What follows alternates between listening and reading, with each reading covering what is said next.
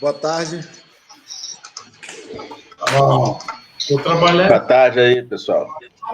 Boa tarde a todos e todas. Nós já estamos ao vivo, tá? Todo mundo pronto aí? Tudo pronto. Aguardando o seu comando. Perfeito. Rafael. Bom, pessoal, então, boa tarde a todos e todas. Estamos iniciando nesse momento o lançamento oficial do livro Lawfare em Debate. O livro é fruto do trabalho de organização e editoração das exposições e discussões realizadas durante o painel sobre o Lawfare, que foi feito o ano passado, lá no Centro de Convenções do UFG. O projeto aconteceu no ano passado, né, por meio dessa parceria com a DUFG Sindicato, Faculdade de Direito e Prois Federação. Lembramos que o livro ele pode ser adquirido por meio do QR Code que está fixado na tela ou pelo link, né, que está lá nos comentários também dessa live. Hoje nós vamos debater um pouco sobre os principais assuntos abordados na publicação e também vamos discutir como o tema principal reflete na nossa sociedade. Esse livro, a semana toda a gente fez várias lives, né, sobre temas do livro. Desde segunda-feira estamos fazendo live e hoje é o lançamento oficial do livro. O livro, quem leu, né, tem gostado bastante do resultado, então as pessoas estão elogiando o livro e a gente fica bastante satisfeito, né? A DUFG Sindicato fica bastante satisfeito também por colaborar. A organização do livro é do Dr. Osmar Martins, que aqui está conosco nessa live de hoje, com a colaboração de vários outros parceiros também. Tem autorias de vários outros parceiros. Para falar sobre o assunto, temos aqui, então, 3 convidados especiais. O primeiro é o organizador, né, professor Osmar Pires, que é o organizador do livro. Boa tarde, Osmar. Boa tarde, Flávio. Tudo bem? Tudo bom. Seus cumprimentos, professor. Bom, inicialmente eu quero agradecer e cumprimentar você, professor Flávio, o Eliomar, o professor João de Deus, que são os nossos companheiros nessa jornada, dessa live hoje à tarde, mas extensivamente aos 20 autores e 20 colaboradores do livro. Queremos cumprimentar os representantes, diretores e equipes das entidades promotoras, os sindicatos, o ADUF, o PROIFES e a Faculdade de Direito, através dos seus dirigentes, o professor Newton Brandão, o professor Flávio Alves da Silva e a diretora Bartira Macedo. E toda a equipe de jornalismo, de comunicação, de relações públicas, que tem desempenhado um trabalho fantástico de comunicação virtual, de gerenciamento de um conteúdo compartilhado que faz socializar esse conhecimento. Gostaríamos de cumprimentar também a editora Kelps e sua equipe de revisores, diagramadores, gráficos, através do seu editor, o Antônio Almeida. Faz também um cumprimento especial nesse início, professor Flávio, ao jornalista Fernando Fagundes, que criou e está fazendo o gerenciamento do site Lawfare for All, traduzindo para a língua inglesa, portanto, internacionalizando o conteúdo.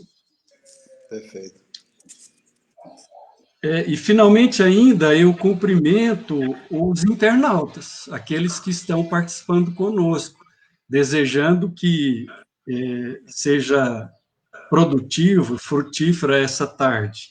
Mas ainda, antes de encerrar, eu não posso deixar de me solidarizar com o doutor Marcelo Terto, conselheiro federal da OAB, que perdeu anteontem o seu irmão, Jadiel Reis e Silva Filho, pela Covid.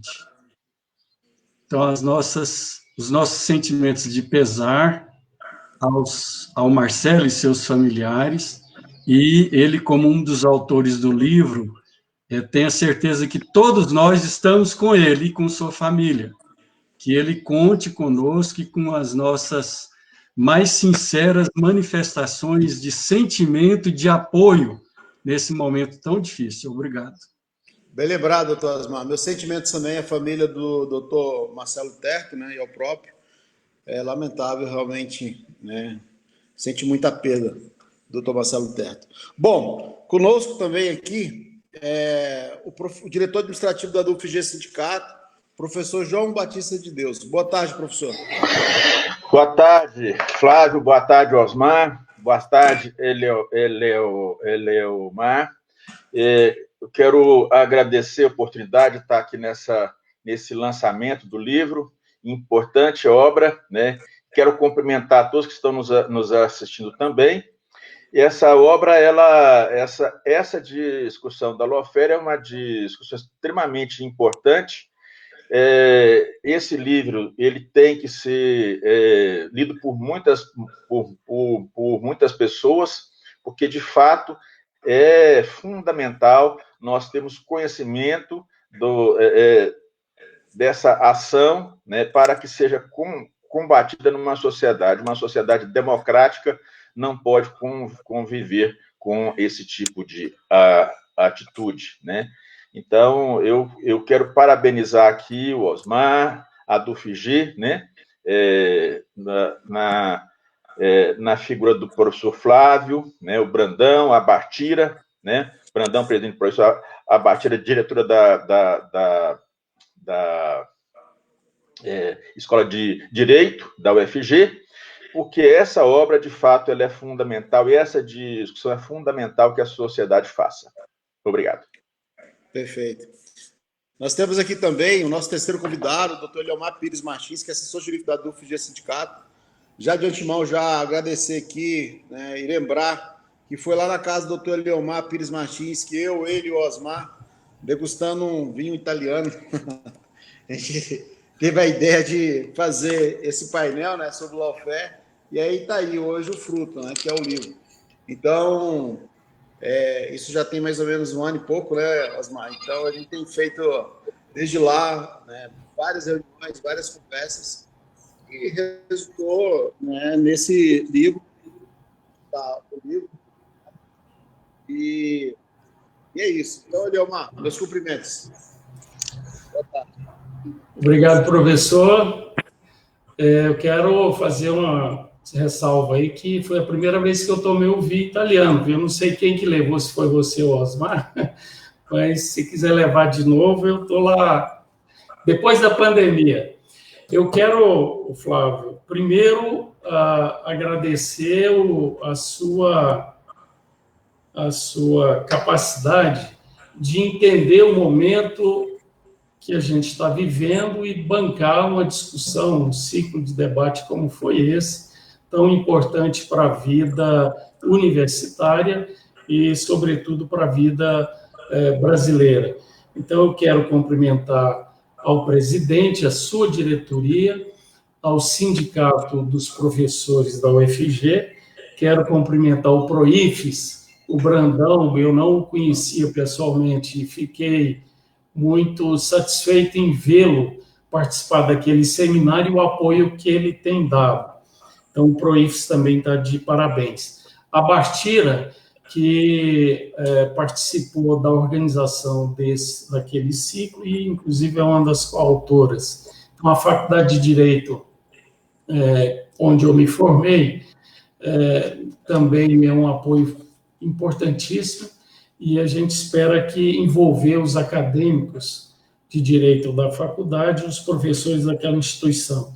E, por fim, a Universidade Federal de Goiás. É bom lembrar que o reitor abraçou essa ideia, participou do evento, e o Edvar tem dado exemplo para nós e para o Brasil de como a Universidade Federal é fundamental para enfrentar crises como essa que nós estamos vivendo, não só a crise sanitária, mas a crise política, o desprezo que esse governo tem com a educação, sobretudo a educação superior pública.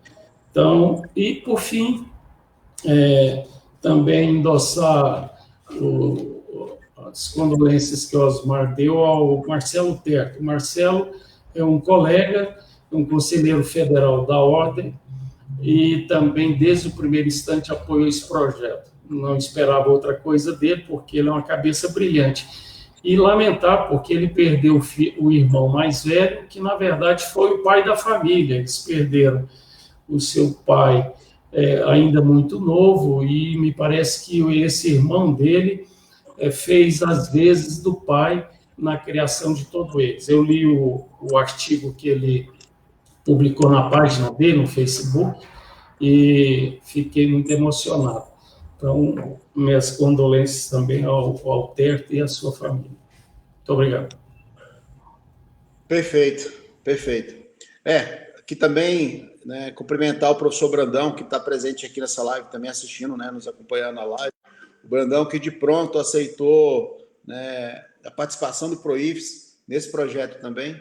Então, muito importante a participação da federação nesse processo. Bom, pessoal, então hoje é um dia especial, né? Estamos aqui para lançar oficialmente um livro que certamente vai contribuir muito com o meio acadêmico e com a sociedade como um todo, né?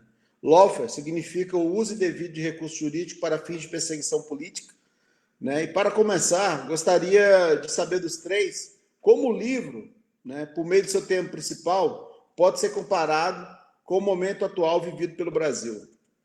Começo com o professor João de Deus. Bom, primeiramente, eu quero dizer que essa discussão do Lawfare é uma discussão que não é só do Brasil, ela é do mundo todo, ela está no mundo todo porque ela faz parte de uma estrutura chamada guerra híbrida, né?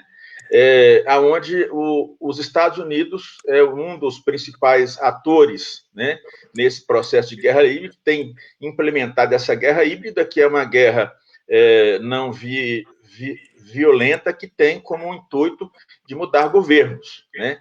E isso que foi feito no Brasil através do Lawfare, né, onde nós tivemos a queda de uma presidente e a tentativa de destruição da imagem do ex-presidente Lula, além de outros personagens também, que foi usado a justiça, né, para que fosse feito essa destruição, né? Então, esse livro ele vem num momento extremamente importante, onde as imagens das pessoas são destruídas, né, pela imprensa, né, pela mídia e pela ação judicial. Você tem a destruição de grandes personagens, mas também você tem a destruição de outras pessoas, né, pessoas que em volta, pessoas comuns, né? Então, isso é uma forma de destruição política que deve ser combatida a todo custo, e o livro vem justamente trazer à tona uma discussão sobre essas ações, onde a justiça, ela que é um dos pilares da democracia liberal, ela é, então, usada justamente para acabar, para destruir a chamada democracia liberal, né? E o que é interessante disso é uma arma usada pelo o que é dado como principal exemplo de nação democrática do mundo, os Estados Unidos, é o que mais usa, né?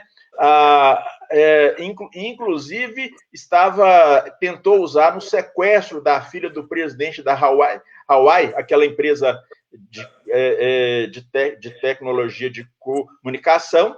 Ela ia passar pelo Canadá, lá ela foi detida, eles queriam extraditar ela para os Estados Unidos. A partir daí, os Estados Unidos iam fazer pressão, né, para em cima do pai, né, que é dono da empresa, porque os Estados Unidos não dominam a tecnologia 5G e essa empresa domina a tecnologia 5G e está esperando dela pelo mundo, né?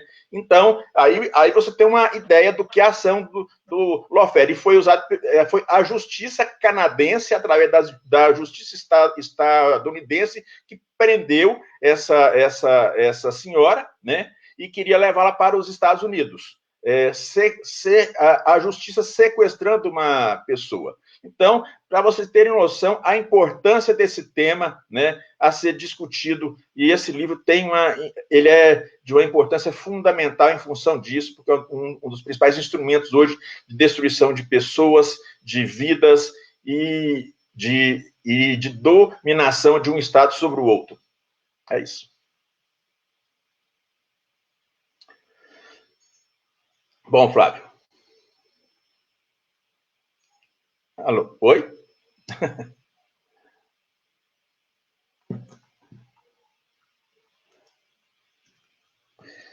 Bom.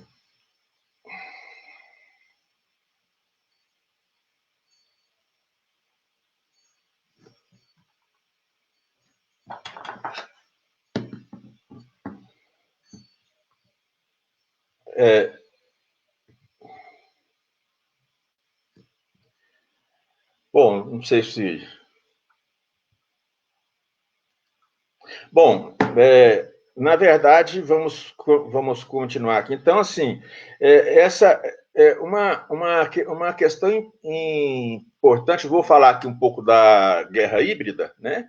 Uma questão importante da guerra híbrida é que a guerra híbrida, ela se baseia em quatro pilares fundamentais. A conversão, que é quando você, através de mobilizações, de ações políticas, né, consegue converter um dirigente de um país a aderir às ações que esse país, o país que implementou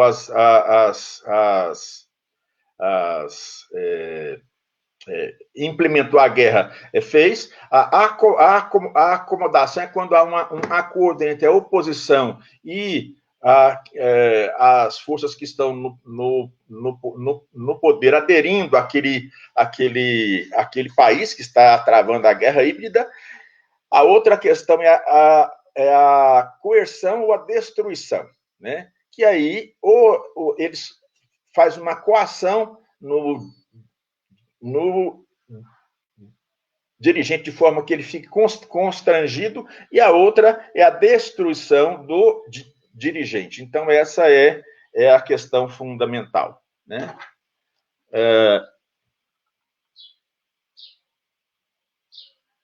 Bom,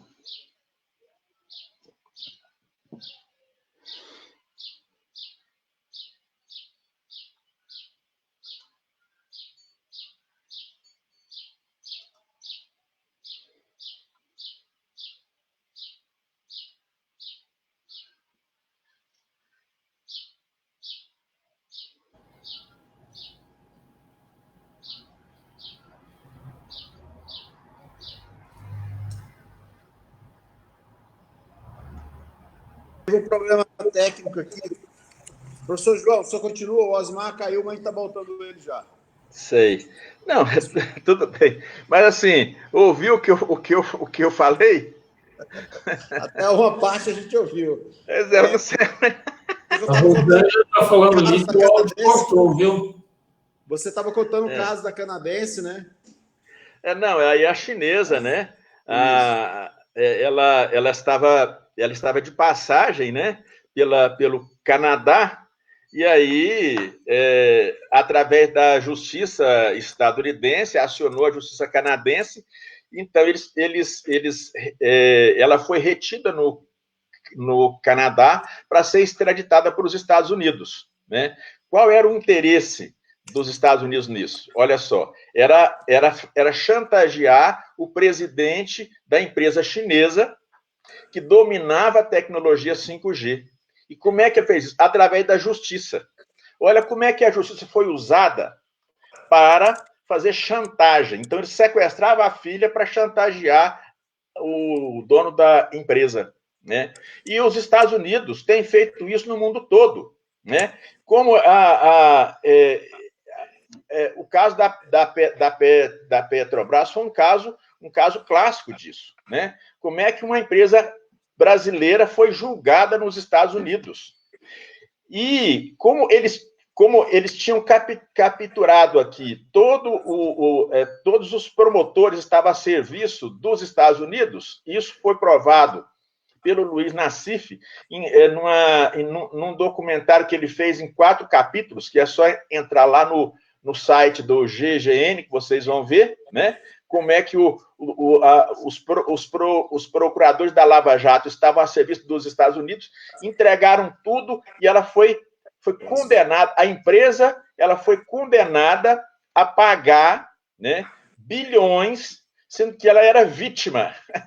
Uma coisa interessante é essa. E aí foi condenada. Isso para quê? Para destruir a empresa, para enfraquecer a empresa, para que as empresas estadunidenses, né, pudessem apropriar do pré-sal, né, que já tinha um projeto do José Serra para isso. Então, veja como é que a justiça é usada para manipular e para criar situações possibilitando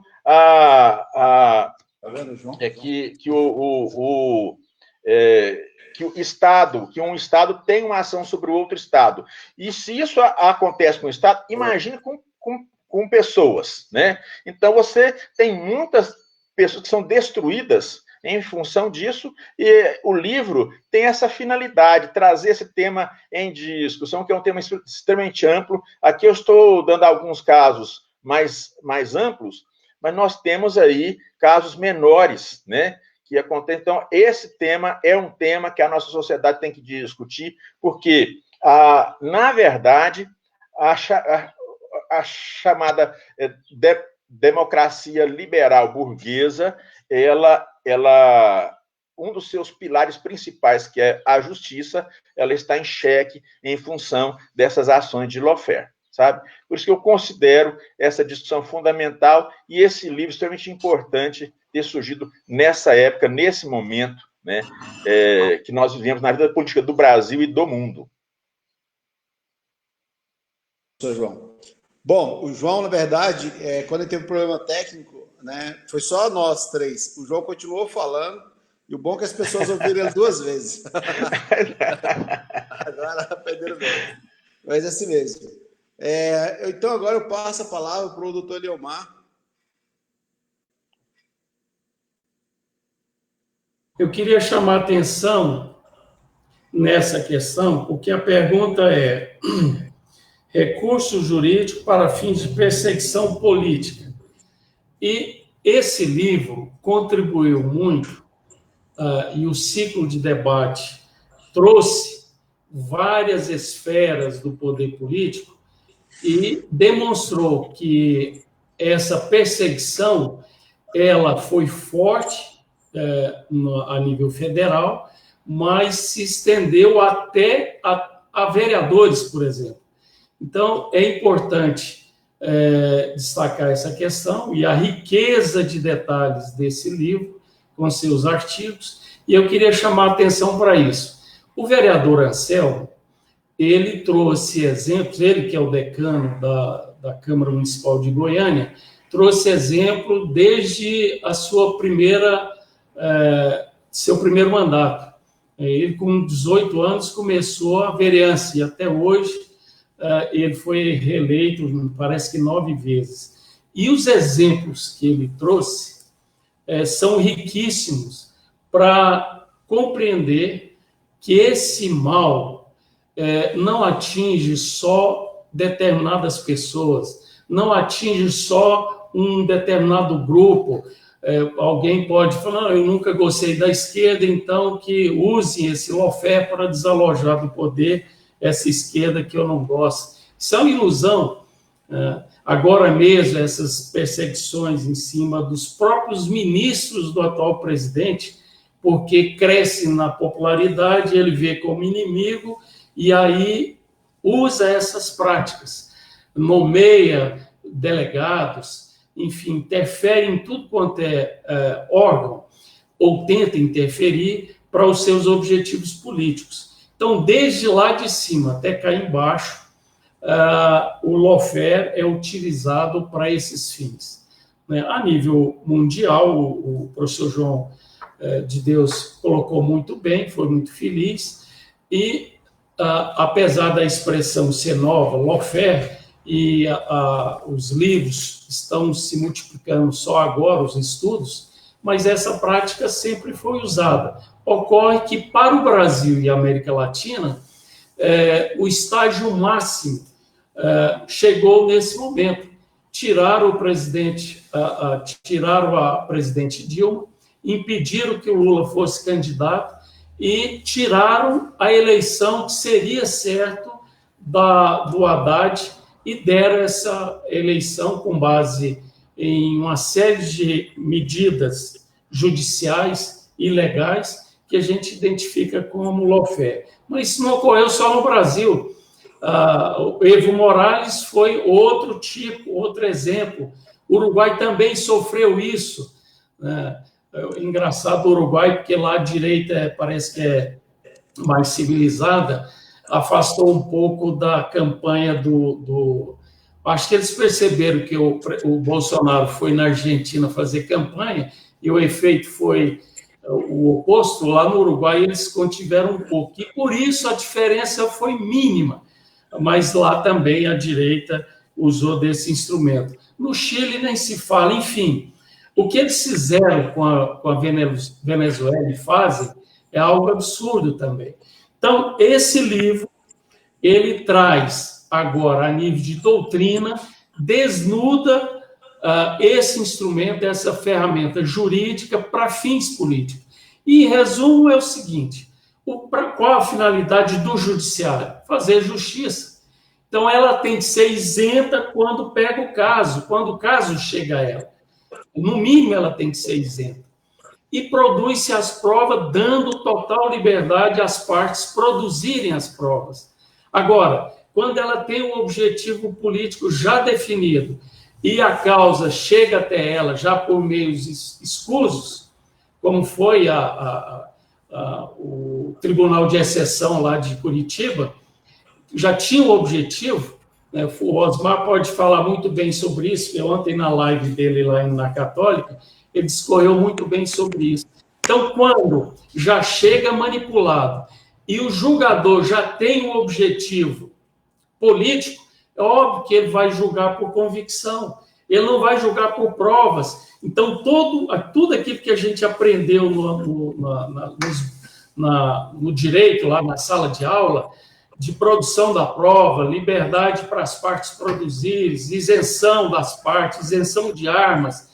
Advogado, então, quando ele percebe que não há essa isenção, ele tem o dever, a obrigação de contrapor o juiz que não é isento, pedir a suspeição do juiz, enfim.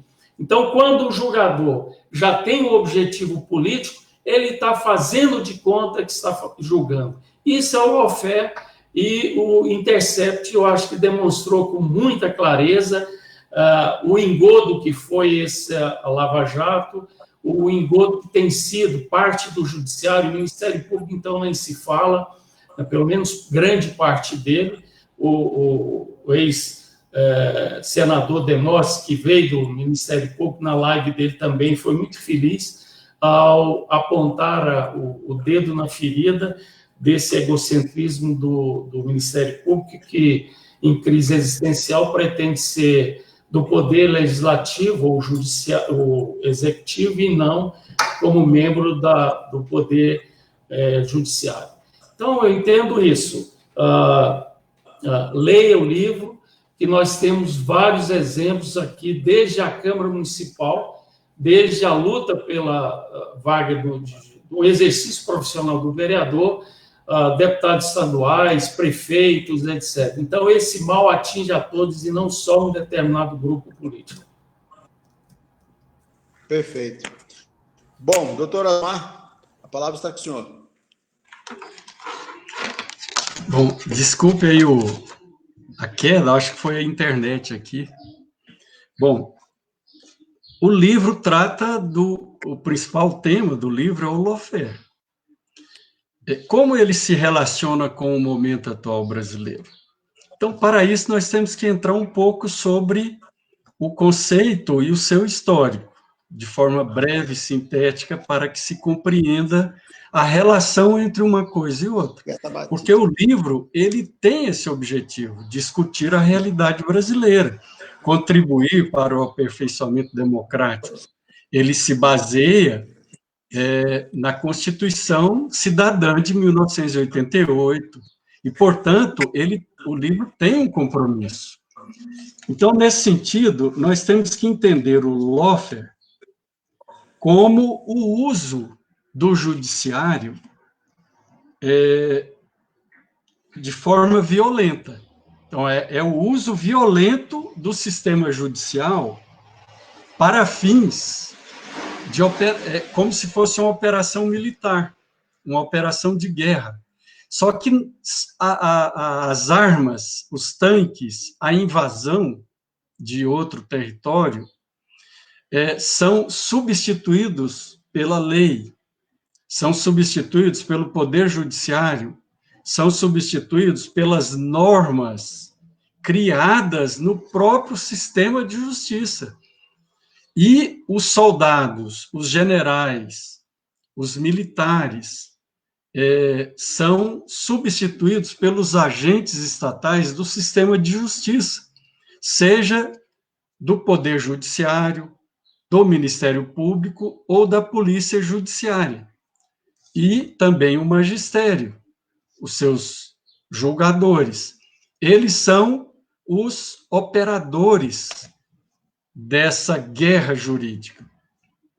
Portanto, o lawfare, ele tira da ciência militar, da ciência da guerra, conceitos e definições que são muito apropriados e formam um complexo novo, multidisciplinar, de análise da realidade. Então, esse conceito está submetido a um critério de validade. Qual a validade do conceito? Ele tem aplicação prática, ele tem justificativa teórica, ele encontra respaldo na literatura, na experiência humana, na história humana, e ele pode ser aplicado para resolver problemas, não casualmente, mas de forma científica, jurídica, técnica, científica. Sim, é o que os grandes doutrinadores do mundo inteiro vêm contribuindo com o desenvolvimento do lawfare. E no Brasil, nós devemos à equipe de advogados que fez a defesa do ex-presidente Luiz Inácio Lula da Silva a grande contribuição, não só para o país, para o nosso país, como para o mundo inteiro, do desenvolvimento do lawfare político. Então, o lawfare foi utilizado no Brasil como uma operação de guerra para destruir o inimigo. E esse inimigo era, na sua figura central, o Lula. E quem diz isso? No livro, todos os autores dizem isso. Desde o subprocurador da República aposentado, professor da UNB, Dr. Eugênio Aragão, como procurador da República, Wilson Rocha, do Ministério Público Federal de Goiás, como promotor de justiça do Ministério Público do Paraná e professor da Faculdade de Direito da Universidade Federal do Paraná. Só para citar esses exemplos que saem de dentro da própria instituição. Então, eles são críticos dessa prática dentro da instituição. Também aqui em Goiás, o ex-procurador-geral de Justiça, Dr. Demóstenes Torres, também convalida essa avaliação. Então, qual é a ligação do livro com a realidade brasileira? É a aplicação de um instrumento novo de guerra política. não só política, mas também comercial e geopolítica. Porque, veja bem, vamos relembrar, o Julian Assange, jornalista criador do Wikileaks, foi preso no início do ano passado. Ele estava exilado na Embaixada do Equador, em Londres. Depois que foi dado o golpe no Equador e destituído Rafael Correa, a nova direção estatal autorizou a polícia inglesa, a mando do Departamento de Justiça americano, invadir a embaixada equatoriana e prender Julian Assange. Depois que ele foi preso, o Wikileaks revelou a totalidade dos arquivos secretos que o Wikileaks detinha sobre a infinidade de crimes praticados pelo Estado norte-americano contra a democracia mundial, a soberania nacional e os povos do mundo inteiro. Dentro desses documentos vazados pelo Wikileaks, estavam documentos associados ao germe, à semente, à formação da Lava Jato no Brasil, como expressão, como QG, como headquarter do lawfare, do geopolítico, lawfare geopolítico no Brasil. Então, a Lava Jato expressa o uso da violência da lei para determinados objetivos operacionais. Tanto é que a Lava Jato se chama Operação Lava Jato. Ela viola todos os princípios da norma do sistema jurídico nacional. É um tribunal ex post facto, que surgiu após o fato para investigar fatos pretéritos. Portanto, ele não busca os fatos, ele busca as pessoas. Então, só por isso aí já é um tribunal de exceção. O juiz que exerceu a titularidade desse tribunal de exceção é um juiz de exceção, porque ele foi imbuído da condição de juiz universal. Todos os casos relacionados à corrupção na Petrobras foram distribuídos para o juiz titular da 13ª Vara de Curitiba. E ele, a partir da operação Mãos Limpas na Itália, então, outra operação de lawfare, ele disse claramente, nós precisamos da mídia para formar a culpabilidade do réu. Nós precisamos formar uma consciência coletiva de que os responsáveis pela corrupção no Brasil, pelos desmandos, pelo superfaturamento, pelos crimes contra a ordem pública, contra o erário, são devidos a determinadas pessoas que se tornam rés seletivamente escolhidas, portanto, a figura do inimigo na guerra. E outros agentes estatais, políticos, não viram alvo, são, portanto, aliados, mais outra figura da guerra, o aliado. Então, veja, você tem a geografia, que é o território onde se dá a conflagração, onde se desenvolve a batalha, que é o Foro de Curitiba. Você tem as armas utilizadas nessa guerra para alvejar o inimigo, que não são mais os canhões, a bomba atômica, os fuzis, os revólveres e outras armas, são a lei. Então, a lei que tem maior poder de letalidade, e todas elas criadas durante o governo Lula e Dilma, através do Encontro Nacional, da Estratégia Nacional de Combate à Corrupção e Lavagem de Dinheiro, com a participação de 60 instituições.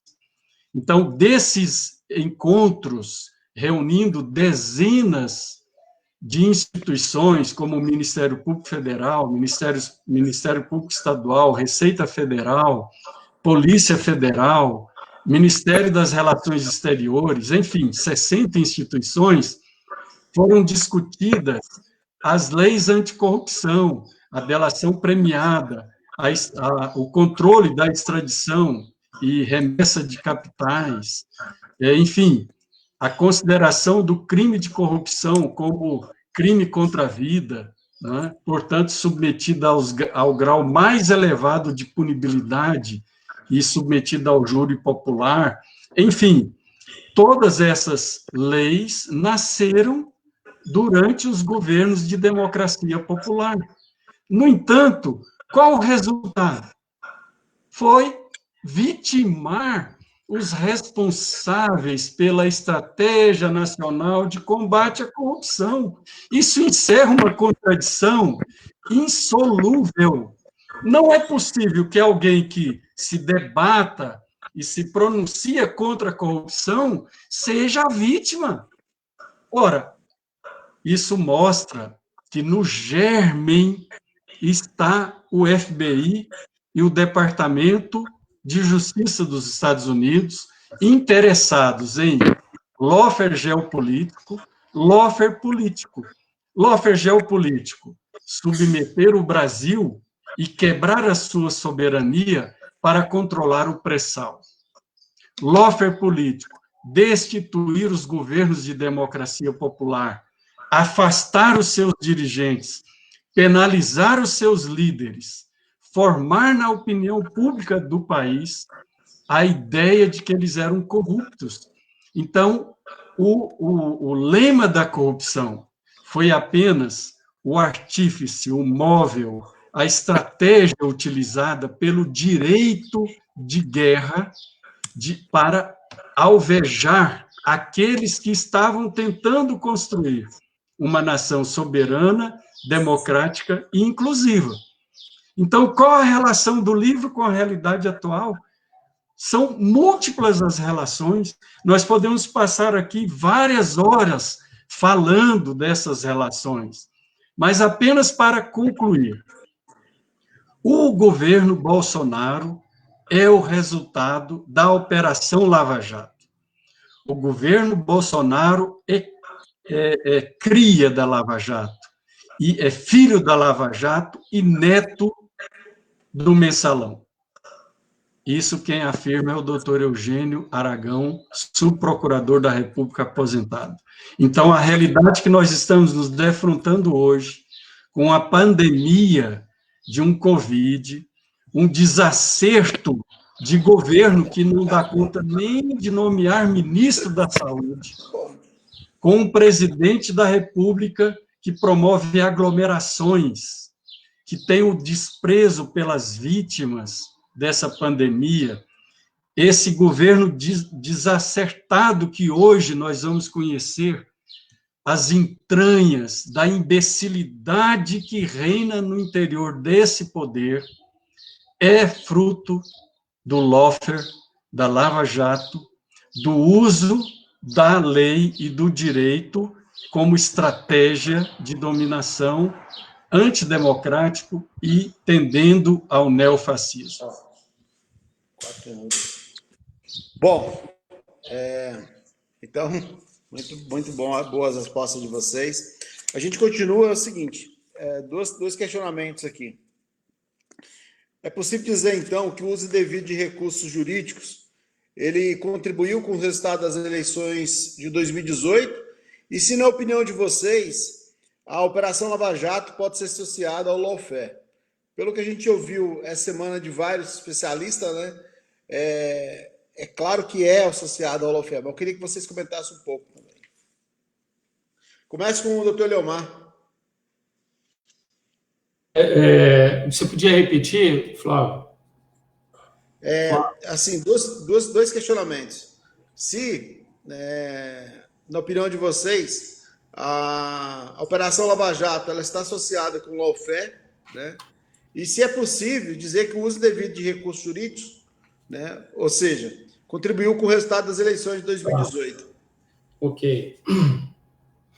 Bom, o Flávio e colegas, ouvintes, internautas, o que a gente sabe que ocorreu no Brasil na década de 50, 60 e 70? No Brasil e na América Latina, a geopolítica norte-americana usava a influência e cooptou na época do Getúlio Vargas, houve ali que houve o início disso forte, a cooptação da cúpula das Forças Armadas para a geopolítica norte-americana. O suicídio do Getúlio foi em decorrência, no meu entender, da decepção que ele teve com as Forças Armadas nessa... o Getúlio, era um patriota e acabou sendo vítima do antipatriotismo dessa cúpula que acabou aderindo e tentou o golpe. Ele, então, deu o golpe no golpe, se suicidando, e atrasou o golpe militar em 10 anos. Isso, a literatura nossa é rica nesse sentido. Na década de 60, o golpe é descaradamente pró-norte-americano, afinado com o norte-americano, aliado ao norte-americano, e na América Latina toda se desenvolveu dessa forma. Essa forma de intervir é a força bruta e a opinião pública, por isso a opinião pública não era tão importante. Mas, mesmo assim, a censura e o controle sobre os formadores de opinião, aqueles formadores críticos da opinião pública, foram barbaramente perseguidos. Tanto é que Herzog é o grande exemplo disso. Nessa fase do lawfare, o que eles fizeram? Eu tenho uma imagem daquela vez que o Obama se dirigiu ao presidente Lula, numa reunião dessas, dizendo que ele era o cara. E a gente até vê uma certa sinceridade no Obama. Só que as instituições norte-americanas, lá sim, são defensoras dos interesses deles, não dependendo qual a linha do seu presidente, mas eles fazem valer essa regra. E as instituições lá como o Osmar falou, o Departamento de Estado norte-americano, completa a frase, a ser abatida. Então, já estava em processo de culminar no Brasil com o que nós estamos vivendo hoje. Influenciar as eleições e, antes de influenciar, teria que tirar a presidente Dilma. E aí teria que envolver, e envolveram, não só as Forças Armadas, que não intervia, mas não impedia manobras como essa, e envolver o Judiciário, envolver o Legislativo e envolver a mídia. Então, é o tal golpe midiático, jurídico, parlamentar. É isso que ocorreu. Portanto, a mídia era a peça fundamental. Eu tenho alguns exemplos assim bem curtos para exemplificar isso aí. Agora nós estamos vendo aí o vazamento daquela operação Boca da Onça. O que foi isso? Adiar aquele escândalo, culminou com a prisão de alguns políticos do Rio de Janeiro, e que naquele escândalo, naquela investigação, chegaria ao Queiroz, a rachadinha. Poderia prejudicar? Certamente prejudicaria. Então, houve a informação e adiou-se a operação para não influenciar no segundo turno. A decisão do Supremo, do STF, impedindo Lula de assumir a Casa Civil do governo Dilma, da presidente Dilma. Uma intervenção absurda. Quer dizer, qual o objetivo? Alimentar a mídia para influenciar nas eleições e controlar o parlamento. A condução coercitiva do Lula, quer dizer, ele nunca se negou a comparecer, e aí teve a condução coercitiva com o propósito de dar razão àqueles bonecos nas passeatas e demonizar não só o Lula, o PT, como os candidatos de esquerda. A decisão apressada de prisão em condenação do segundo turno, e todas aquelas manobras que o TRF da 4ª Região teve que fazer para garantir uma decisão de segundo turno unânime com pessoas pré-selecionadas. Aí o lawfare. O objetivo é político, não é jurídico, não é para fazer justiça, é para conseguir o objetivo político. O TRF, nessa operação, fez claramente isso. E o efeito disso nas eleições. A proibição da candidatura, antes da proibição da candidatura do Lula, a proibição da candidatura dele, com decisão internacional, ele tinha, mesmo sendo condenado, ele teria o direito, enquanto subjúdice, ele teria o direito de se candidatar. Aqui não pôde, porque corria o risco dele ser eleito e impedir o projeto já definido pela elite brasileira e a intervenção geopolítica norte-americana. E, por fim, a entrevista do Lula na véspera da eleição, do segundo turno, que os especialistas apontavam, se o Lula fizer a entrevista, ganharia Haddad no segundo turno. Pois bem, foi proibido. Depois, o próprio STF reconheceu a ilegalidade daquela proibição. Enfim, é evidente, só não enxerga quem não quer, que o judiciário, o legislativo e a mídia estavam combinados para influenciar nas eleições de 2018. Isso é evidente. O livro, em mais aprofundado, com maior didatismo, ele toca nessas questões e deixa claro. Então, não tenho dúvida que o lawfare, talvez eu não tenha conhecimento em outros lugares que tenha tido um trabalho tão bem orquestrado como no Brasil, que, felizmente, apesar de os advogados do Lula ter colocado desde o início toda essa trama, o Intercept deixou nu esse rei da corrupção, essa invenção, essa manobra que a geopolítica norte-americana desenvolveu aqui no Brasil para o mesmo objetivo que foi o golpe de 64, ganhar o poder, colocar no poder um serviçal do interesse norte-americano. É isso aí. Perfeito. Professor João de Deus, eu gostaria de ouvir o senhor um pouco. Bom, a Lava Jato, você viu, há um propósito, né? A gente fala muito da questão do petróleo, mas a questão do petróleo ela é fundamental. Por quê? Porque o modelo que o Brasil tinha instalado, tinha montado para extrair esse petróleo, era que o Estado ia ter o controle desse petróleo e o Estado iria ter recursos para poder investir na população, no povo, e criar uma grande nação aqui na América do Sul, né? Isso, para os Estados Unidos, é um horror, né? A outra questão é o alinhamento que tanto o governo Lula quanto o governo da presidente Dilma, né, estava fazendo na relação com os BRICS.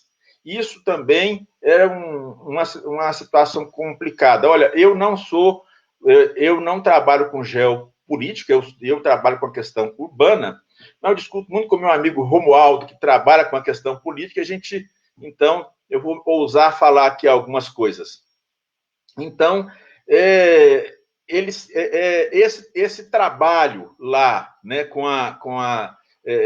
o fato de estar ligado a esse outro bloco, que é um bloco contra-hegemônico aos Estados Unidos, né, isso criou uma situação muito complicada. A ação do governo Lula levou o Brasil a patamares que nunca tinha visto antes. Talvez só, acho que nem na Segunda Guerra, né, quando nós tivemos o Oswaldo Aranha lá, o papel que ele teve na ONU, mas talvez nem isso, né?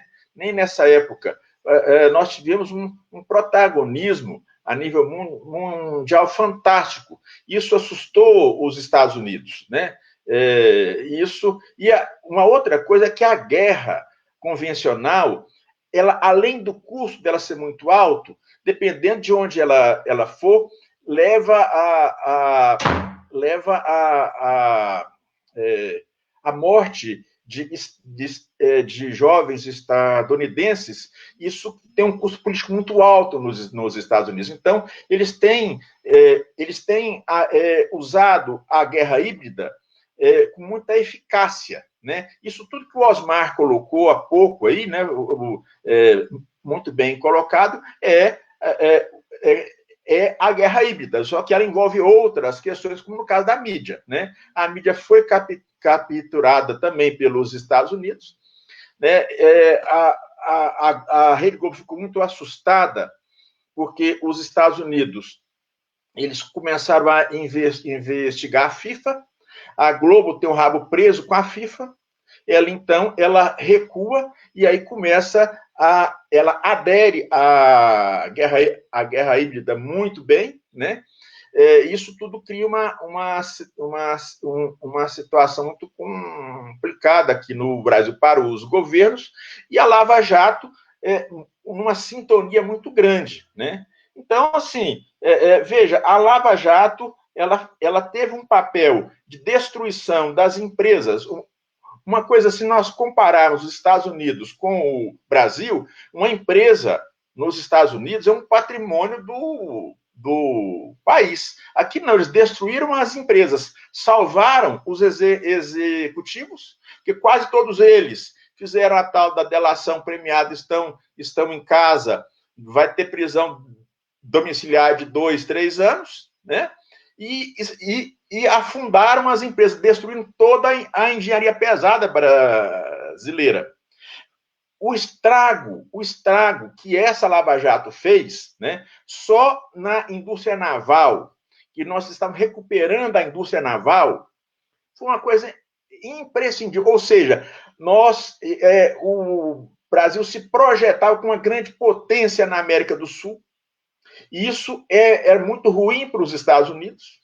Então, a necessidade de destruição, e nós íamos ter recurso do petróleo para isso. Veja que o petróleo era fundamental, não é só o fato de apropriar do petróleo, mas era destruir, né, a capacidade do Estado brasileiro de se financiar, né, com recursos próprios e se transformar numa grande potência sul-americana, né? E isso tudo. O projeto de integração que o Lula tinha com os Kirchner, o Lula e o Chaves, de integração física, né, de infraestrutura da América do Sul, né, a união entre os países da América do Sul, tudo isso transformava o Brasil numa grande potência. E isso não era possível. Não era possível permitir isso. A Lava Jato cumpre um papel fundamental de retirar do poder, né, uma parcela de políticos brasileiros que tinha um caráter nacionalista.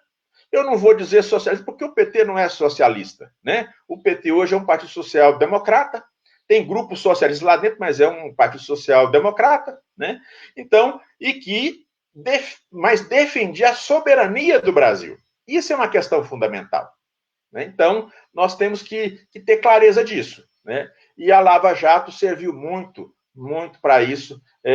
Então, o que eu fico pensando é que, assim, usar um dos principais pilares da democracia, que é o judiciário, para destruir a própria democracia. É muito interessante, né? É isso. Obrigado. Vi agora, então, o doutor Osmar, né, sobre essas duas perguntas que a gente coloca. Bom, a relação entre lawfare e Lava Jato e eleições 2018 está demonstrada no livro, pelos diversos autores. O jornalista Leandro Demore, na página por volta da página 167, o professor Eugênio Aragão, por volta da página 269, o procurador do Ministério Público do Paraná e professor da Faculdade de Direito da Universidade Federal do Paraná, por volta da página 260. Todos eles afirmam o seguinte: a Vaza Jato comprovou o lawfare contra Lula. Então, todos aqueles documentos vazados dos bastidores da Operação Lava Jato revelaram que tudo tinha um norte. O norte era Lula, atacar Lula, destruir Lula. E isso, o próprio Sérgio Moro disse reiteradamente em várias entrevistas, de forma dissimulada, e que nos bastidores ficou agora explícito pela Vaza Jato. Né? Então, são vários episódios, não cabe aqui ficar remontando. O próprio ministro Gilmar Mendes declarou no programa Roda Viva, aí fazendo referência ao que o Eliomar Pires já falou na sua intervenção, a respeito da gravação ilegal da conversa de uma presidente da República com um ex-presidente. Essa gravação é ilegal e o vazamento foi mais absurdo ainda. Vazou ilegalmente. Uma gravação que já era clandestina foi vazada para o Jornal Nacional. Então, o que o ministro Gilmar Mendes disse em 17 de outubro de 2019, no debate ao vivo da televisão? Ele pediu a liminar que impediu que Lula assumisse o cargo. E essa liminar dele perdurou enquanto a Dilma não foi a piada do poder, o plenário, quando foi a julgamento, já tinha caducado, né? Perdeu o objeto. O que ele disse? Ele disse que refletiria seriamente sobre a liminar quem impediu a posse do Lula se tivesse, à época, as informações da Vaza Jato. O que a Vaza Jato publicou? Os diversos áudios gravados das conversas de Lula com inúmeros interlocutores, inclusive o ex-presidente Temer, que depois confirmou o teor dessa conversa. O que disse Lula para Temer? Que ele estava preocupado com a crise política, que o Brasil não podia se aprofundar nessa crise sob pena de pagar caro com empresas, empregos e demonstrar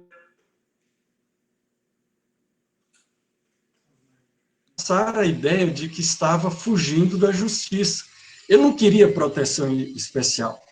E, nesse mesmo sentido, 21 gravações com outros interlocutores estavam de posse dos procuradores da Lava Jato. Ora, o que a Lava Jato fez através do Sérgio Moro? Informou ao STF apenas uma gravação, aquela famosa gravação do Bessias, em que a presidente informa que estava mandando o termo de nomeação através do Messias para que ele tivesse em mãos. Quer dizer, essa foi utilizada como argumento de que Lula buscava utilizar a nomeação e a posse no cargo para adquirir o foro especial no STF, como se isso fosse alguma regalia. Basta ver que o Mensalão condenou todos os petistas na Lava Jato, no Mensalão, e depois, inclusive, isentou a pena de José Dirceu, que era o símbolo do Mensalão. Ele teve a pena abolida. Por quê? Porque não havia prova. Foi utilizada a teoria do domínio do fato, que não está na norma brasileira. O próprio criador da teoria do domínio do fato disse, quando veio ao Brasil, preocupado e interessado com o uso da sua teoria de forma inadequada, que nem ele defende o uso da condenação sem prova, que a teoria do domínio do fato é mais um elemento indiciário para chegar ao mandante de um crime. E se não tiver prova, seria impossível condenar. Então, nós podemos dizer que sim, houve recursos jurídicos utilizados indevidamente para influenciar as eleições de 2018. E o Eliomar já retratou isso bem, então eu não vou repetir. Vou apenas registrar aqui alguns dados que, às vezes, a gente não repete, não firma, mas que mostra bem, objetivamente, a situação política eleitoral. Qual foi o resultado do segundo turno da eleição? 55% para o atual presidente e 45% para o segundo colocado, que concorreu na eleição, no segundo turno. Correto? Então, nós tivemos 55 a 45. Qual foi o resultado do primeiro turno? Em primeiro lugar, Bolsonaro com 46%, Haddad, Ciro e Marina somados com 43%. Portanto, uma diferença dentro da margem de erro entre o primeiro e os demais candidatos. O que isso tem a ver com o que eu estou desenvolvendo aqui sobre a influência da Lava Jato nas eleições de 2018? Que Lula foi eliminado da corrida eleitoral na véspera do início da campanha na televisão e no rádio. Todos sabem que campanha eleitoral só começa com o rádio e a televisão. E ele foi afastado. O substituto dele entrou em cima da hora, Flávio e ouvintes. Né? E veja o resultado concreto. Nós estamos com a participação de um cachorro também na live aí. Que não para eu de vou latir. fechar a porta. Eu vou sair um pouquinho para fechar a porta ali, ver se eu consigo diminuir. Espera aí.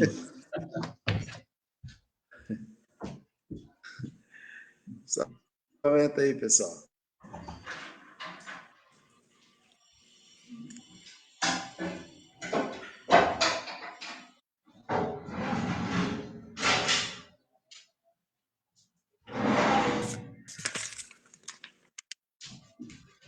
Perfeito. Desculpa aí, vamos ver se agora resolve. Isso acontece. Bom, então, veja.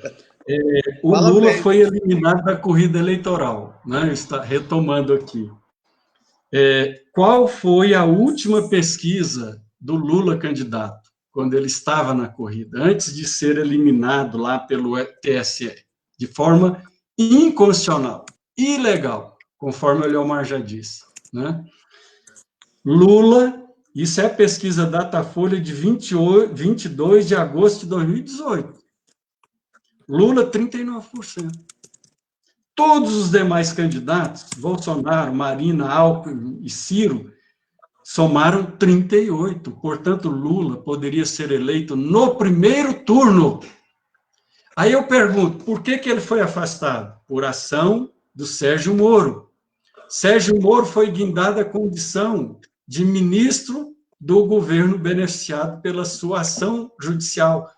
Portanto, a Lava Jato, veja, fica muito clara a configuração desse instrumento de guerra jurídica com objetivo político no Brasil. Mas, mais do que isso, como disse o João de Deus, geopolítico, para submeter uma potência emergente aos interesses hegemônicos do imperialismo norte-americano.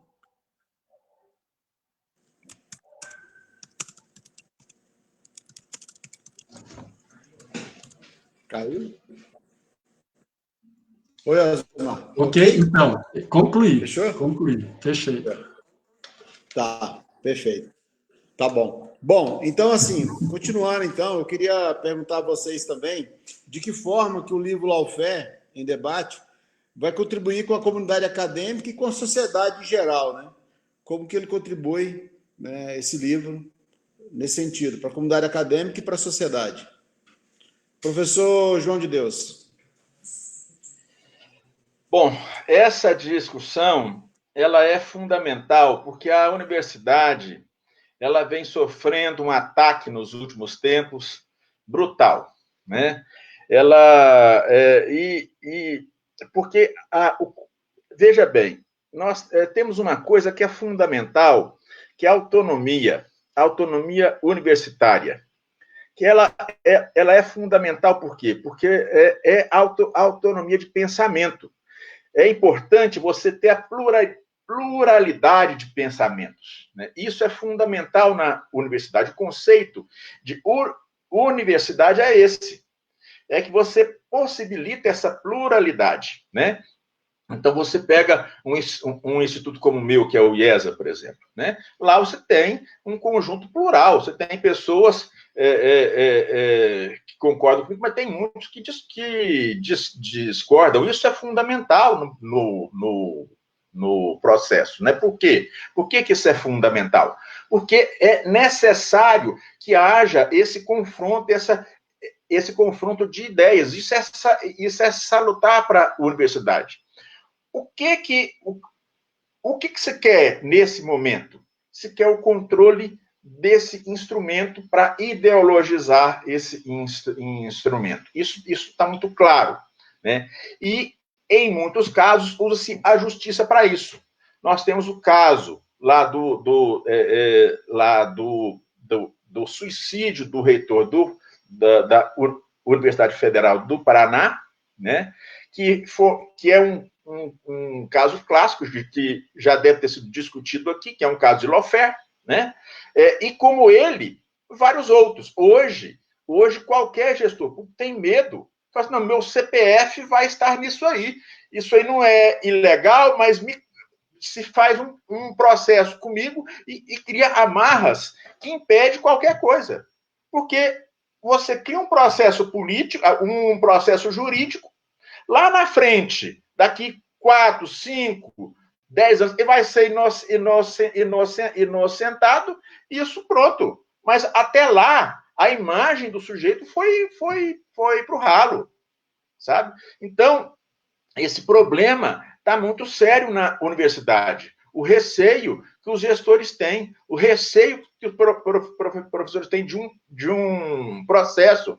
Veja o caso lá assim, já foi dito, mas o caso do Wikileaks, lá do Julian Assange, né, que foi acusado de estupro, né, por não ter usado camisinha, e que depois até depois soube-se que isso, na verdade, foi uma armação, né?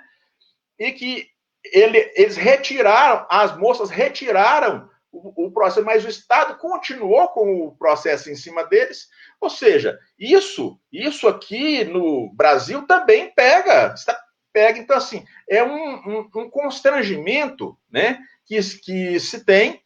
E, então, assim, há muitas formas de você criar o tal do lawfare, dependendo da pessoa, né? Então, há discussão disso. Isso não quer dizer que não tenha que ser punido aqueles que cometam crime. Os que cometem crime têm que ser punidos mesmo, né? E a justiça tem que ser dura com eles. Mas não pode acabar com a imagem das pessoas e não pode intimidar os gestores, porque há uma tentativa de um controle ideológico da universidade para acabar com a chamada autonomia de cátedra, né? Isso possibilita você ter um conjunto de ideias contraditórias que é fundamental para a formação da sociedade, né? Então, o lawfare ele tem atingido a universidade de forma brutal, né? Então, para nós é fundamental isso. E, nesse sentido, a discussão acadêmica em cima desse instrumento de disputa de poder, ela é fundamental. Tanto na área do direito, como na área da sociologia, da geografia, da história, todas essas áreas têm que discutir o lawfare tem que debruçar em cima dessas discussões para que isso não aconteça, para que nós possamos controlar essa situação. E a universidade tem que tomar os cuidados necessários, né? Mas os gestores têm que ter liberdade para agir, os intelectuais têm que ter liberdade para pensar, e isso é fundamental no mundo em que nós vivemos. Perfeito, professor João de Deus. Doutor Osmar? Bom, essa discussão ela pode contribuir de várias maneiras para o desenvolvimento da sociedade brasileira, das relações sociais, da melhoria da qualidade de vida. Agora, uma base dessa contribuição é contribuir para o enquadramento teórico dos termos que nós estamos falando aqui, né? Nós estamos falando de lawfare, nós estamos falando de estado de exceção, de judicialização da política. E o que são esses termos? Então, o livro, ele vem de uma forma democrática, interativa, coletiva, porque ele é produto de um painel com 20 especialistas, experts, não só de uma área, do Ministério Público, do sistema judicial, né, da sociedade, professores, estudantes, de forma integrada aos participantes do painel, que se inscreveram, questionaram, debateram, foram a favor, contra as posições. Então, o livro traz uma harmonização desses diversos conceitos. Então, não é uma coisa acabada que caiu do céu, é o lawfare em debate. Então, nós estamos contribuindo aqui para firmar os conceitos. Vamos amadurecer, não só firmar no sentido de que está resolvido, não, firmar no sentido de que é preciso discutir, avançar nesse debate, para que nós possamos tirar desses conceitos, os critérios de utilidade. Para que serve isso? Para melhorar a vida da população, né?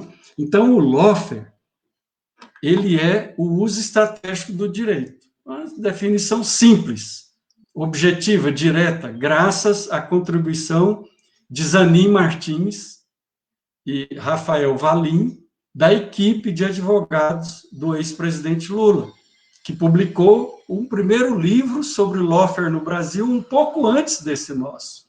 Então, o nosso veio logo depois. Então, o lawfare é o uso estratégico do direito. Ora, o uso estratégico nos remete à guerra, que vem do grego strategos, que quer dizer general, comandante. A ciência da guerra tem mais de 1000 anos, vários autores falam sobre a guerra. Então, é uma coisa que não é nova.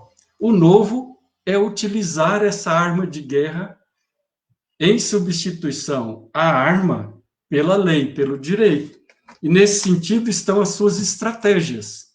Ora, as estratégias são elaboradas pelo comandante. O próprio termo da origem grega já diz isso, o comandante. Então, há um comando, né? E essas estratégias têm 3 dimensões. A dimensão geográfica, que é o foro, que nos remete ao tribunal de exceção. É aquele ex post facto, constituído após o fato, para ajudar fatos passados, portanto, atinge as pessoas. Aí nós visualizamos a 13ª Vara Criminal Federal de Curitiba, titularizada por um juiz de exceção, aquele que tinha declarado publicamente, ele não escondia o seu inimigo. Então, ele perdeu a condição de julgar, ele era parcial, ele era suspeito e impedido. Ele era impedido por falta de competência, porque ele não é um juiz universal, dotado da capacidade de julgar todos os casos só porque tem relação com a Petrobras. Aí ele julga um caso de um apartamento em São Paulo, atribuição do fórum da comarca onde está localizado aquele apartamento, e o grau recursal é do Tribunal de São Paulo. O que nós vimos? O Fórum de Curitiba julgando o caso de um apartamento em Guarujá, cujo recurso foi julgado pelo tribunal em Porto Alegre. Olha o que é isso, a primeira dimensão geográfica, onde os julgadores foram especialmente escolhidos para condenar o réu. Ele já era previamente condenado, ele não tinha direito de defesa. E aí nós temos a segunda dimensão, que são as armas da guerra jurídica, que é a lei, o uso do direito, dos processos, dos procedimentos judiciais, criando embaraços à defesa, porque ele não é um réu comum, ele já é um réu condenado. Portanto, a arma tem que ser letal, ele tem que ser morto no primeiro tiro. Então, essa segunda dimensão da lei, do armamento pesado, está relacionada ao uso da lei norte-americana para fulminar qualquer pessoa em qualquer território, né? Então, prende o Julian Assange na Embaixada do Equador em Londres, destitui o presidente da Bolívia por um golpe de Estado, condena o ex-presidente Rafael Correia no Equador por suposta corrupção. Ele é obrigado a se exilar do próprio país, sair do próprio país para não ser preso naquele seu país que ele ajudou a construir durante 20 anos, um país próspero, tanto a Bolívia como o Equador, com índices de desenvolvimento os melhores da América Latina, promovendo uma integração intercultural harmonizada com a natureza e a floresta amazônica,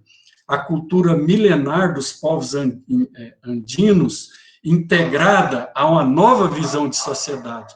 Isso tudo foi posto abaixo. E no Brasil, a lei foi usada para fulminar também um operário que fugiu da seca, da fome, e chegou à presidência da República promovendo a maior redistribuição de riqueza das repúblicas ocidentais.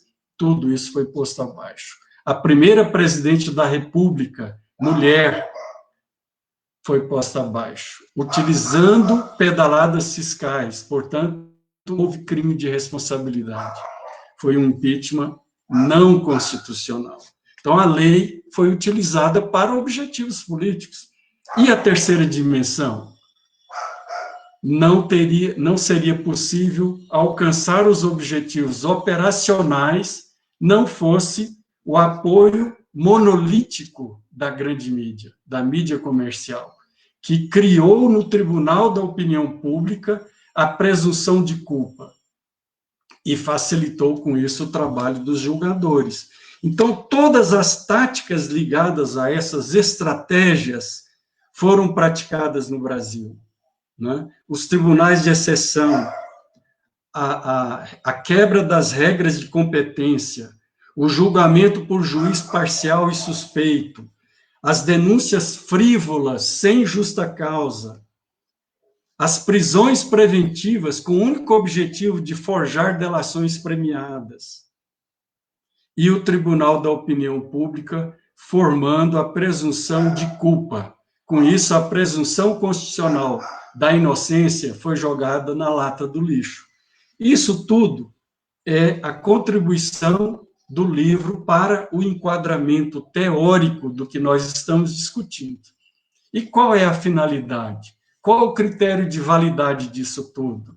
Afastar das nossas vidas o lawfare, afastar das nossas vidas o juiz parcial, afastar de nossas vidas o delegado que escolhe o réu pelo nome e não pelo fato, tirar de nossas vidas todos os agentes estatais que possuem poderes concedidos pela Constituinte de 88 para zelar pelo interesse coletivo, para zelar pelo cumprimento das leis, e que, em desvio de função, utilizam esses poderes para benefício próprio, para satisfação pessoal, como disse o autor, procurador da República, Wilson Rocha, no sentido performático. É aquele que antecipa o juízo de valor e usa o processo judicial, a investigação criminal, apenas para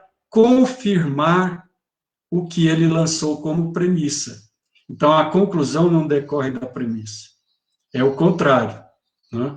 Portanto, o critério de validade do livro está em formar agentes sociais capazes e não tutelados.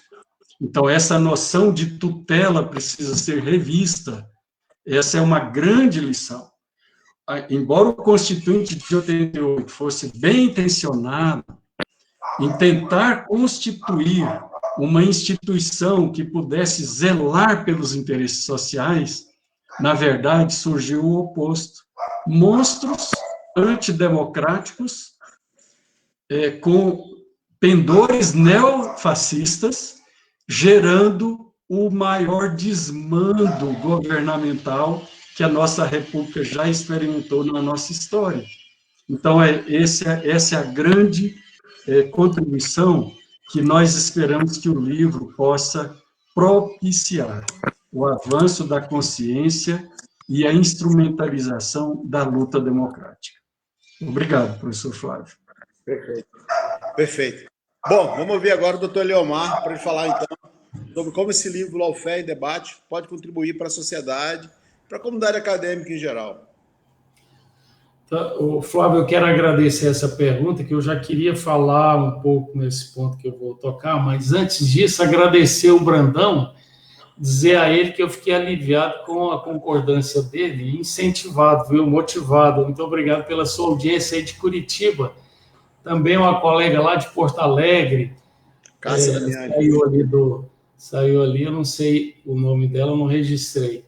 E o Tutoria, não tem só o nome da empresa, mas não tem esse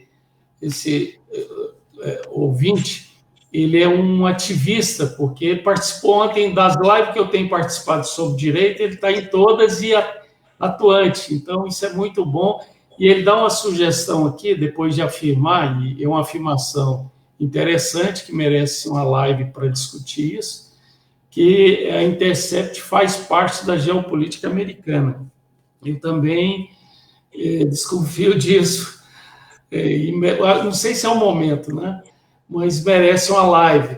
Ele mesmo fala mais adiante que quem nunca foi vítima de lawfare logo saberá o que é da pior forma, e vai saber da pior forma. Melhor se preparar lendo o livro. Valeu, viu? Então, agora, sobre a pergunta, eu estava numa expectativa muito grande para ouvir duas pessoas nessa série de lives. Eu parabenizo, Flávio, mais uma vez pela iniciativa, muito bom, acho que isso tem que se repetir com frequência.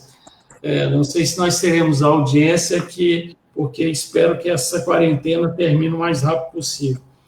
Mas a expectativa era ouvir o Felipe Santa Cruz, que lamentavelmente ontem não pôde participar, e também a Bartira.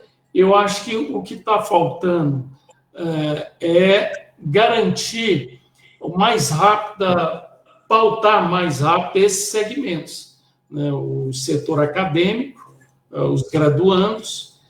Ontem a Faculdade de Direito da Católica deu um exemplo riquíssimo de como fazer, e o tanto que é atrativo, numa live de 1.500 alunos, durante 2 horas, um sucesso absoluto, e o pessoal adorou esse tema sobre o lawfare. Então, acho que os acadêmicos precisam manusear esse material o mais rápido possível. E os profissionais, porque o profissional da acusação, esse é concursado, servidor público.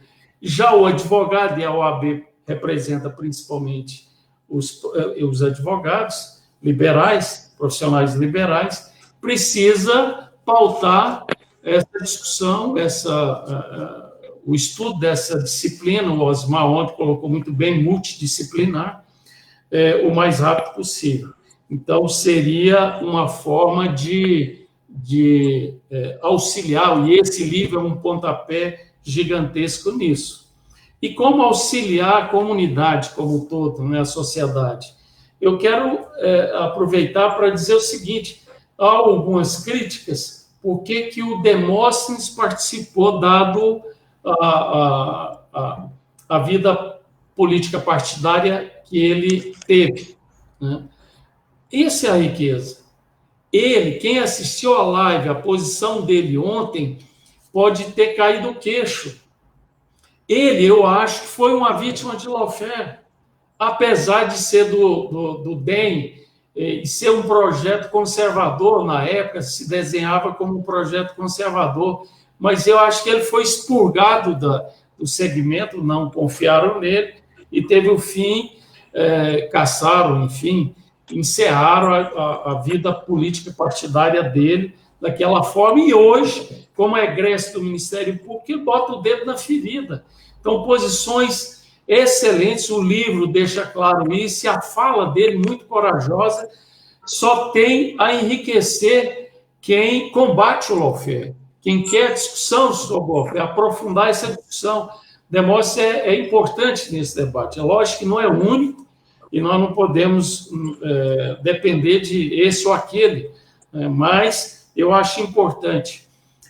Também, além do Demóstenes, o Osmar não deu a notícia, mas pelo que eu sei, na próxima edição, já enviou o texto para o Osmar, nada mais, nada menos, daquele ministro que tirou Lula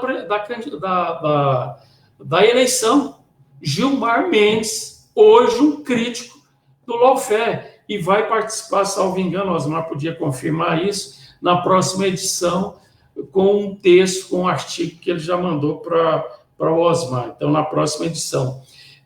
Também é bom reafirmar aqui, eu não sei se já foi informado, na próxima edição ganhará uma projeção internacional com a maior autoridade internacional do assunto, um professor norte-americano, estudioso do assunto. Não sei, na despedida o Osmar poderia tocar nisso com maior propriedade. Então, acho que é isso. Uma matéria como uma disciplina, uma multidisciplina, como não pode ficar distrito à grade curricular do curso jurídico. Ele é multidisciplinar, é importante que o seja. E aí o envolvimento da reitoria do Edvar, que apoia esse trabalho, e o envolvimento de todas as universidades, como a Católica fez ontem. Então, acho que é fundamental buscar ampliar. Eu tenho auxiliado o Flávio nessa ampliação.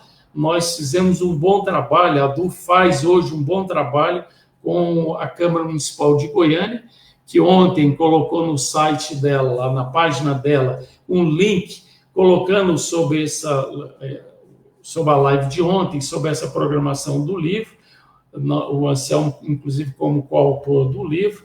Nós precisamos ganhar a Assembleia Legislativa, são os dois poderes que a população tem mais acesso, e por isso é tão massacrada, perseguida, o poder legislativo, que a gente não pode desprezar, é a voz do cidadão, e não só no Estado, na nossa capital, mas a nível nacional, e o Brandão tem um peso importante nesse enraizamento, nessa divulgação, nessa amplitude aí que merece esse tema, essa multidisciplina e essa doutrina ser o mais rápido possível, ganhar os bancos das universidades e os poderes que dependem da democracia para sobreviver.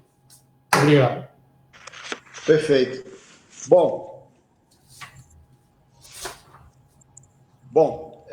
Então estamos chegando ao final do último debate, né, dessa semana especial.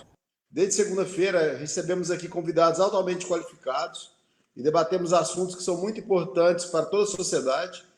Nesse momento, agradeço a cada um dos nossos convidados, né, e também a todos que nos acompanharam aqui nas redes sociais. Quero também agradecer em especial nossos convidados de hoje, doutor Leomar, professor João de Deus, né, doutor Osmar, e passo a palavra, professor João de Deus, para fazer suas considerações finais e agradecimento.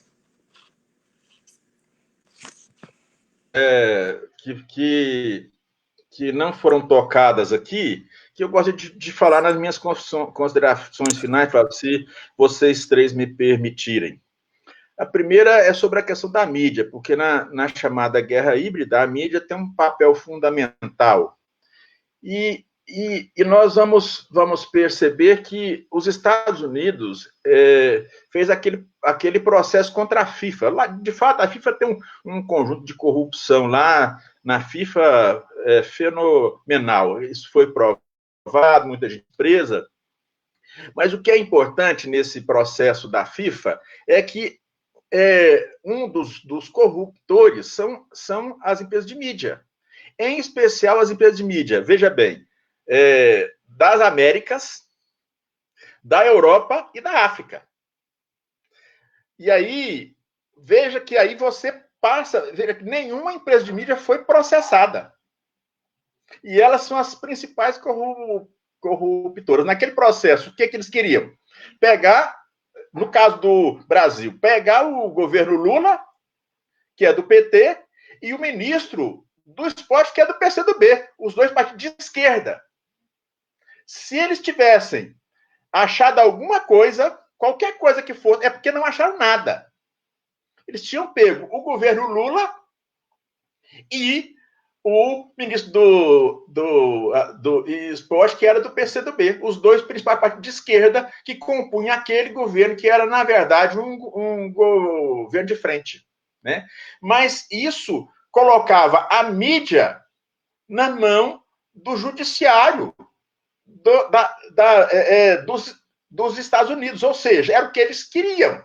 Né? Então, essa é uma questão fundamental. Esse processo, em função da grande corrupção que, de fato, tinha na FIFA, né? Eu nem sei se tem, mas tinha na FIFA e nas federações, né? Isso acabou passando batido, mas você tem essa questão da mídia, que é uma questão fundamental, e aí o lawfare atuando, né? Mais uma vez. A outra questão é que é importante, o Osmar tocou nessa questão, que os legisladores, né, os constituintes, na verdade, eles queriam criar um instrumento civil que pudesse contrapor a uma possibilidade dos militares, né, da força militar. Então, e aí fortalecer algumas instituições civis que pudesse fazer isso. E qual foi a instituição escolhida? Foi a Justiça. Por que a Justiça? Porque a Justiça é um pilar fundamental, junto com o Legislativo, né, mas é um pilar fundamental, a Justiça, para a democracia liberal. E aí nada mais do que fortalecer esse instrumento que tem a função de uma certa neutralidade, entre aspas, né? Porque, na verdade, a gente sabe muito bem que não existe justiça neutra, mas com uma certa neutralidade dessa justiça de conter o avanço do afã autoritário que pudesse levar a uma nova ditadura, como foi o caso que aconteceu em 64, que, na verdade, hoje se fala ditadura civil-militar, que foi isso mesmo, né? Porque os civis, a elite queria a ditadura para poder tocar os seus negócios, né? E aí uma certa elite, uma parte da elite, né? E aí você tinha ela se aliar aos militares e dar o golpe. Né? Então, nada mais do que fortalecer essa instituição. O problema é que a democracia brasileira é muito jovem, né? E o próprio judiciário, eles não deram conta, não tiveram maturidade para assumir essa tarefa, que ser o baluarte da defesa da liberdade, da democracia e dos direitos do cidadão. Eles não tiveram essa capacidade, a vaidade não permitiu isso, né? Então, isso aí é uma coisa terrível. Eu acho que nós temos que, infelizmente, né, houve um erro dessa parte. Esse erro, houve a intenção do Constituinte, e no governo Lula, essa intenção foi colocada em prática pelo ministro Mário Tomás Bastos, né, falecido, mas eu queria, nas minhas considerações finais, deixar essa questão, que é um tema que nós devemos discutir muito, são as instituições civis, né, que na verdade, teria que contrapor a estrutura militar, e o que ela fez? Ela ajudou os militares a chegar no poder de uma forma enviesada. Eu quero agradecer a oportunidade que me deram para poder manifestar um tema do qual não é minha área, eu domino pouco, mas como eu sou geógrafo, e o geógrafo, ele navega por várias ciências, tem essa obrigação, né, de fazer isso, e a gente tem que discutir essas coisas. Eu não tenho a capacidade de discutir com a profundidade que o Osmar, que o Elielmar faz, porque são homens do direito, mas tentei dar a minha singela contribuição. Quero agradecer ao Flávio, ao Osmar e ao Elielmar, e parabenizar aí pelo livro. Eu agradeço muito. Obrigado, professor João de Deus, pelas suas contribuições. Um bom final de semana a todos. Se você estivesse aqui, iria tomar um vinho comigo aqui. Isso não é hora ainda, mas tudo bem. Não, já são quase 6 horas. Meu expediente acaba às 5. Doutor Elielmar, com suas considerações finais.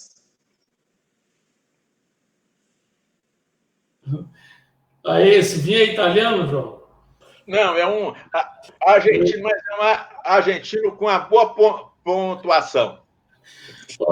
Depois que o Flávio me viciou, agora só italiano, viu? Bom, primeiro, agradecer mais uma vez, Flávio, e parabenizá-lo pela sua atividade dinâmica. Mas cuida lá da sua mulher, que senão você vai ficar só, viu? Você está muito dedicado, tem que dividir um pouco o tempo. Ou então leva ela para as atividades, faz igual eu fiz. Eu vim para cá, montei o escritório e a Ivanete veio junto. Mas agradecer a oportunidade, dizer que não sou merecedor de estar aqui com vocês, com esse nível, são professores, mestres, doutores. Aliás, João de Deus, quando eu fui assistir a banca lá do Osmar, que ele fez, salvo engano, mestrado, né? Eu acho que foi mestrado, esse era da banca, caí no erro, levar meu pai quase foi atrás de você, porque você estava... Aí o Osmar calmou, ele falou, não, pai, calma, não é à toa que chama banca, eles botam banca mesmo, espreme tudo. Então, não tem essa vivência aí, mas a vida dos tribunais aqui nos dá um certo traquejo, e o tema, apesar de ser multidisciplinar, eu insisto com os advogados que estão assistindo, não adianta ficar do lado de lá, não, porque se quer serviço é do lado de cá, porque eles vão perseguir os políticos. Se é honesto ou não, vão ser perseguidos. E aí o serviço está de cá. Então, prepare-se, que vai dar serviço. Ainda mais se o Brasil fechar ainda mais e o judiciário ainda continuar com esse empoderamento ao ponto, é um absurdo. Aprovou agora o auxílio saúde de 1.000, nessa crise que está congelando salário, cortando tudo. O Tribunal de Justiça nossa que aprova aquela auxílio saúde de R$ 1.300, mas não sei o que, enfim, é um absurdo. Enfim, tão empoderados, e não foi à toa que o judiciário foi utilizado para desenvolver o lawfare, porque precisava desse BOP que eles ainda tinham, uma instituição que era respeitada e que agora a gente está percebendo com esse Moro, com o The Intercept, o que é o judiciário, né? Lá as coisas também ocorrem lá, não é só no legislativo, como a mídia insiste em dizer que é corrupto. Bom, mas eu quero agradecer, colocar à disposição, Flávio, para a gente fazer um trabalho e pegar o Brandão, cortar aquela barba dele e rodar o Brasil todo para fazer esse tipo de trabalho em todas as universidades, lançar o livro, e agora que o Osmar conseguiu essa participação internacional, esse livro vai estourar a nível internacional. Então, é uma obra-prima, veio no momento exato, pegou pessoas certas, plurais, riquíssimo em exemplo, e coloca à disposição e sugiro. Eu já estou trabalhando, já estou entrando em contato com o Zé Disseu para aquela live, viu? Dele, o Aldo Ribeiro, para falar sobre as Forças Armadas e o papel dele numa luta democrática do país. Agora, se eu não aprovar, eu vou ficar com a carão feio lá. Mas sugeri que você é muito ativo, como a reitoria tem sido, incluir na pauta das lives, uma vez por mês, temas gerais, temas políticos, institucionais como esse, e se precisar, vou estar à sua disposição. Eu não tenho dúvida que esse touro desse Osmar aí, vai ajudar bastante. Ele é daqueles que esquece até de fechar a porta, o cachorro participa, porque ele concentra tanto, mas é esse o Osmar, eu conheço há 60 e poucos anos, ele sempre foi assim, uma pessoa que merece a nossa eterna admiração, e esse livro tem sua cara, Osmar. Parabéns. Muito obrigado. Muito bom, doutor Guilherme. Bom, Osmar, suas considerações finais também. Bom, então eu quero agradecer, e aí o agradecimento eu faço às mesmas pessoas que eu cumprimentei no início, né? Todos, indistintamente, né? Desde o Flávio, o Newton, a Bartira, vocês, colegas de bancada hoje, né?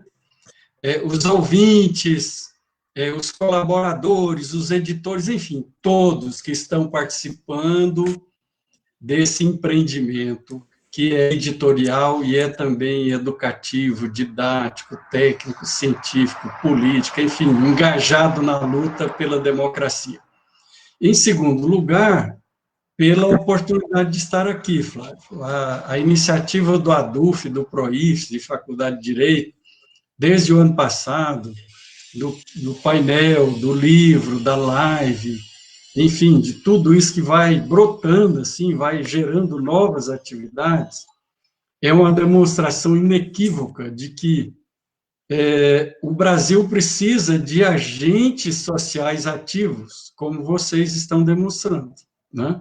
Então, é incompreensível que um procurador, um promotor, que recebeu uma atribuição nobre da Constituição brasileira, se preocupe em perseguir um professor João de Deus, que ele era o presidente do sindicato, ou o professor Tomé, que era o presidente da FUNAP, e muitos outros casos que o livro relata, casos que não são conhecidos, como o professor Marcelo Mendonça, lá em Catalão, vítima do lawfare, porque ele era professor e foi convidado para assumir a pasta do meio ambiente do município, e aí o Ministério Público está cobrando dele todo o salário que ele recebeu como professor, sendo que ele fez isso legalmente.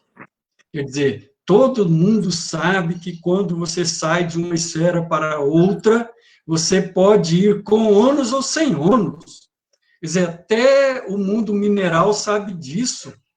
Agora, um promotor que recebeu atribuição para zelar pelas leis desconhece o basilar da ação de improbidade contra um agente público formador, educador, que estava ajudando o município com a política de meio ambiente, né? Quer dizer, dessa palavra final, eu externo aqui, em nome de todas as vítimas do lawfare, anônimas, são centenas e centenas pelo Brasil afora, que estão sofrendo com essa praga que hoje vitimiza o lutador pela democracia, né? Então, nós temos que superar essa fase. Não é ser contra o Ministério Público, contra aqueles que zelam pelas leis. Não, nós estamos ao lado das leis. Nós queremos impedir a corrupção. Agora, corrupção de per si não é bandeira de política pública. O que é bandeira é permeabilidade, transparência, democracia, participação popular nas esferas de decisão, políticas públicas de inclusão, de educação. Isso é que é política pública. Que corrupção cada um tem a sua, ela é subjetiva. Então, levantar essa bandeira da corrupção deu no que deu. Né? Isso vai muito naquilo que o Dr. Wilson Rocha fala no livro, de que a luta anticorrupção tem tudo para ser anti-humanitária. Porque você quer acabar com a corrupção, então põe uma fogueira aqui no meio da sala e vamos pular dentro, porque o ser humano é corrupto. Quando nós respiramos, nós estamos corrompendo a atmosfera, jogando gás carbônico e contribuindo para o efeito estufa. Isso é corrupção. Estamos corrompendo o estado natural da atmosfera, contribuindo para a elevação de um gás de efeito estufa. Estamos corrompendo o equilíbrio natural do clima global. Quando abrimos uma fábrica e geramos emprego, estamos jogando gás carbônico na atmosfera. Estamos corrompendo a natureza. Ora, então a corrupção de per si, ela não é bandeira, ela é um fator a ser considerado, que deve ser controlado mediante políticas públicas adequadas. Então, é esse, vamos dizer assim, a minha palavra final, para desejar a todos que participaram deste painel, que possam tirar as suas lições e aplicar isso na nossa luta pela democracia, pelo Estado de Direito. Obrigado. Perfeito. Bom, novamente, muito obrigado, professor João de Deus, doutor Leomar, doutor Osmar, Osmar especial por ter organizado esse livro, né? Então, agradecer também os que nos acompanharam aqui, né? Então, assim, agradeço também todos os autores do livro, né? E antes de encerrar, declaro, então, que o livro Lawfare em Debate está oficialmente lançado. E muito obrigado a todos os envolvidos e tenho certeza que essa publicação contribuirá muito para a sociedade, tá? E para a comunidade acadêmica como um todo. Nós, como o Leomar colocou, né, após passar essa pandemia, a intenção é que esse livro seja lançado em outras universidades. Outras universidades já se colocou à disposição, né, com interesse, que o livro seja lançado lá, dentro de outros sindicatos também. Então, a intenção é essa. Muito obrigado mesmo a todos e até a próxima. Valeu.